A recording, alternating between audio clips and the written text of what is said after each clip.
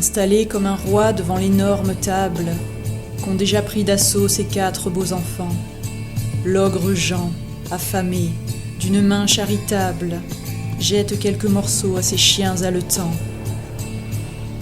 Ce soir de pleine lune, il est d'humeur joyeuse. Rien ne semble pouvoir obscurcir son destin. Dans toute la maison, une odeur merveilleuse annonce les plaisirs d'un ténébreux festin.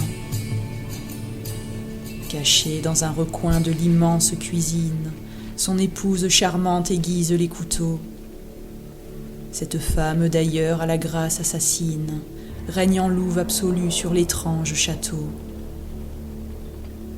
De sinistres bouffons aux yeux remplis de larmes, le visage fendu d'un sourire éternel, toujours à son service, esclave de ses charmes, comble ses froids désirs qui descendent du ciel.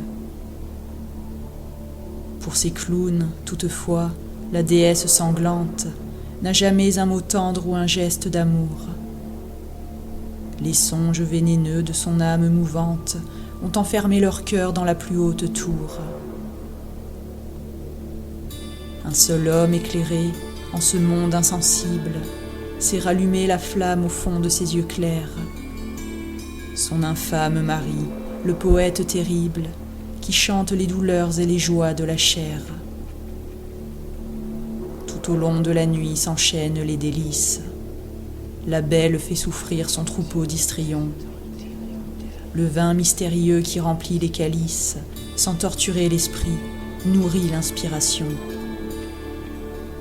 Les démons, sous leurs pieds, battent et tordent le fer, toujours plus excités par leurs cris de déments.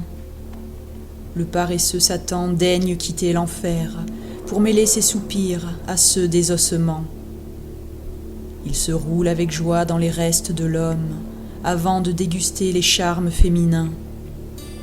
S'accrochant à leurs seins comme un ver à la pomme, il leur ouvre le ventre et leur baise les mains. Et les nobles seigneurs, dévorés par la fièvre, accablés de bonheur, vident les derniers plats.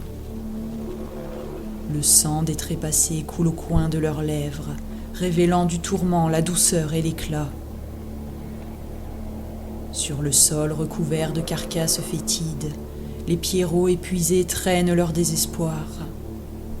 Les chaînes de damnés qui creuseront leurs rides les tirent en grinçant de la geôle au mouroir.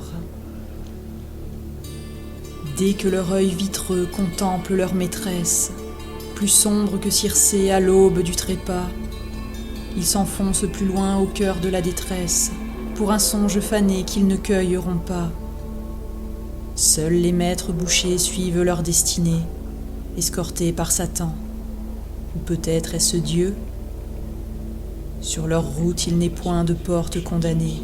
Ils sont assez puissants pour rejoindre les cieux.